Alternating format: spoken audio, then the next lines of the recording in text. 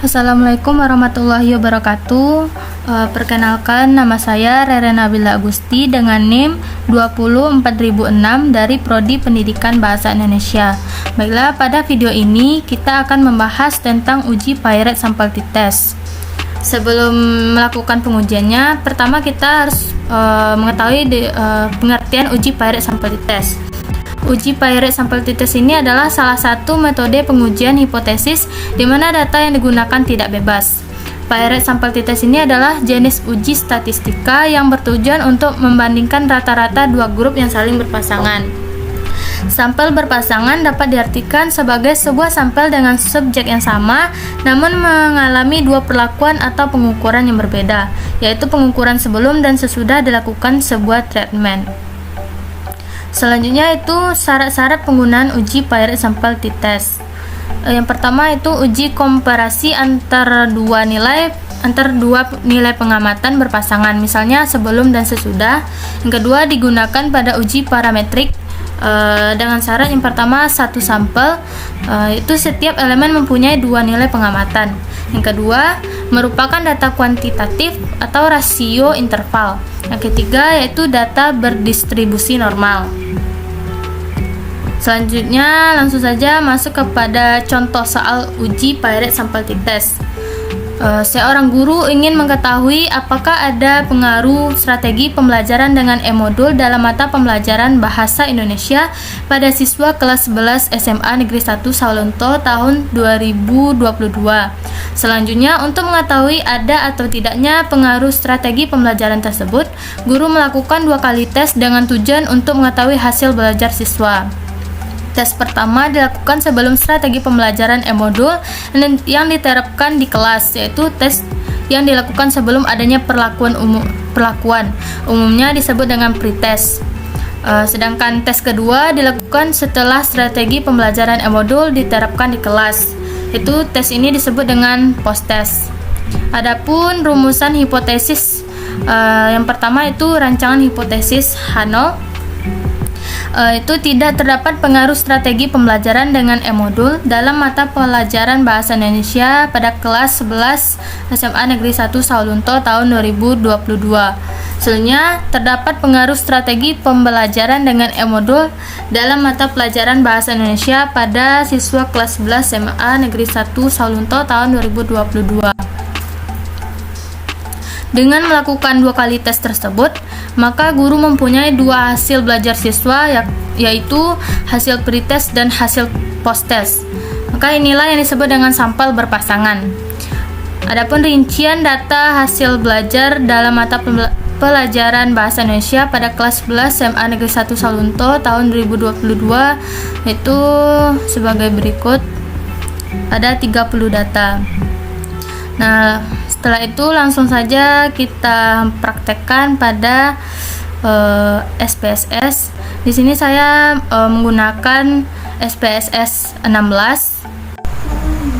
Baiklah, selanjutnya kita masuk pada tahap uji Pirate Sampling Test.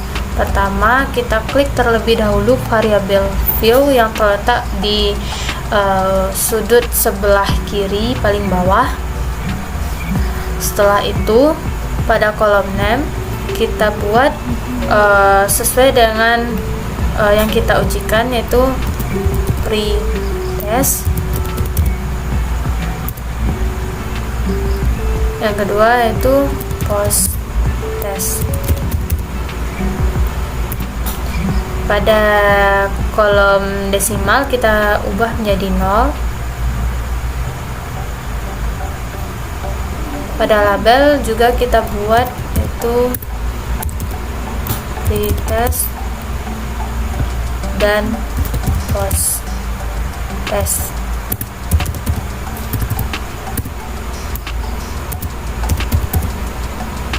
Lalu pada values tetap non, missing tetap non, columns tetap 8. Pada Alex kita pilih right keduanya, dan pada kolom measure kita pilih scale. Setelah itu kita klik data view.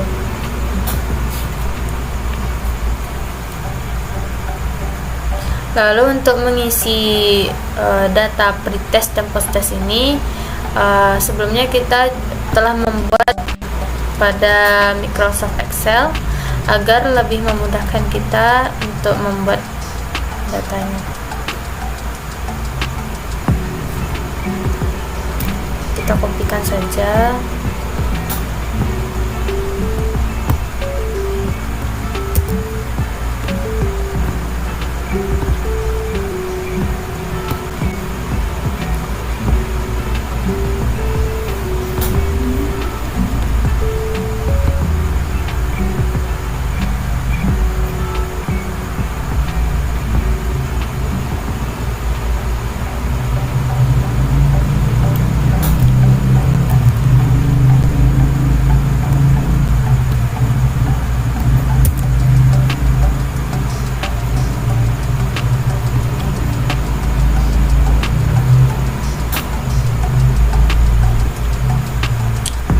Sebelum kita melakukan uji Pirate Sample Test ini, kita harus menguji terlebih dahulu itu normalitasnya.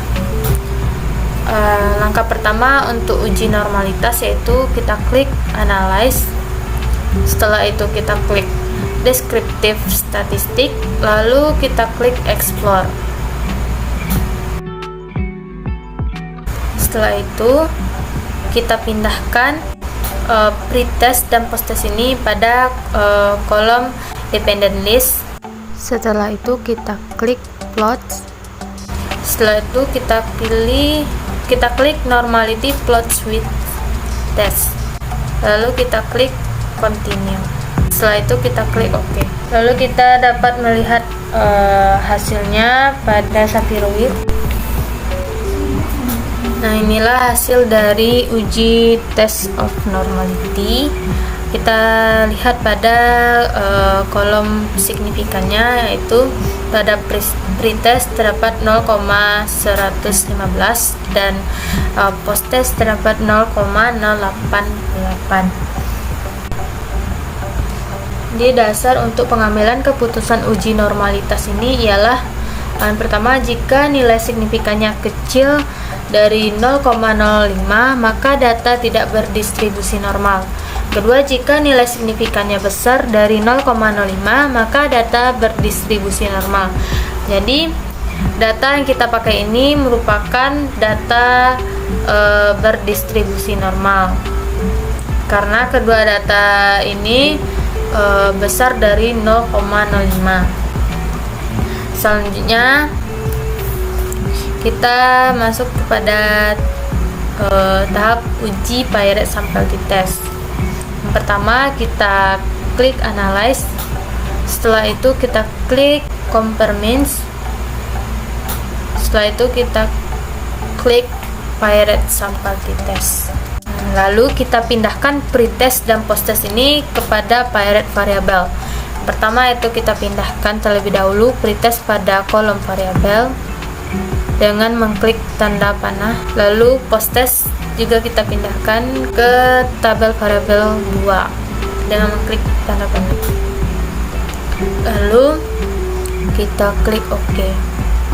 Dapat kita lihat hasilnya.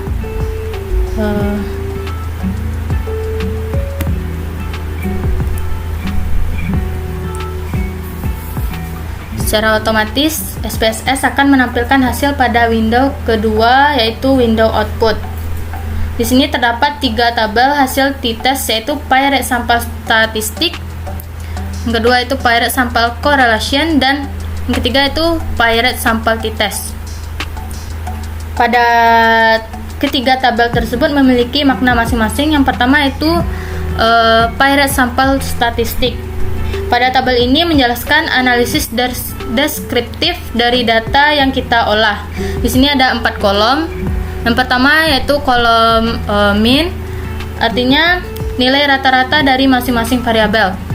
Yang kedua ada n, yaitu jumlah atau banyak data pada masing-masing variabel.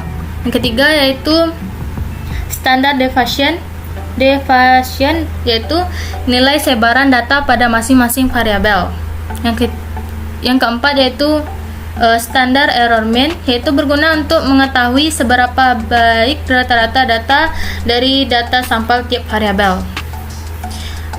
Sedangkan tabel kedua itu pie-rate sampel correlation. Tabel ini menjelaskan korelasi atau hubungan antara kedua data. Di sini kita cukup fokus pada kolom sig.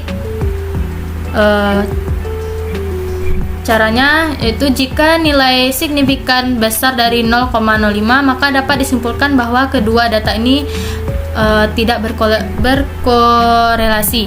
Jadi dapat kita lihat pada signifikan ini itu 0,254, jadi besar dari 0,05. Selanjutnya yaitu tabel yang ketiga, itu pie-rate sampel t-test. Pada tabel ketiga ini menjadi tabel yang paling penting karena dari tabel inilah kita bisa mengetahui hasil dari uji pie-rate sampel t-test. Dasar untuk pengambilan pie-rate sampel t-test ini yang pertama itu jika nilai signifikan kecil dari 0,05 maka H0 ditolak dan HI diterima. Dan jika nilai signifikannya besar dari 0,05 maka H0 diterima dan HI ditolak. Jadi berdasarkan hasil analisis ini dapat diketahui bahwa signifikannya kecil dari 0,05 yaitu 0,000, artinya H0 ditolak dan HI diterima. Dengan kata lain, terdapat perbedaan signifikan antara pre-test dan post-test berdasarkan hasil uji pie-rate sampel t-test. Jadi, penggunaan e-modul berpengaruh terhadap hasil belajar siswa kelas 11 SMA Negeri 1 Sawalunto. Jadi, itulah hasil pengujian dari pie-rate sampel t-test. Semoga bermanfaat. Saya akhiri dengan Assalamualaikum warahmatullahi wabarakatuh.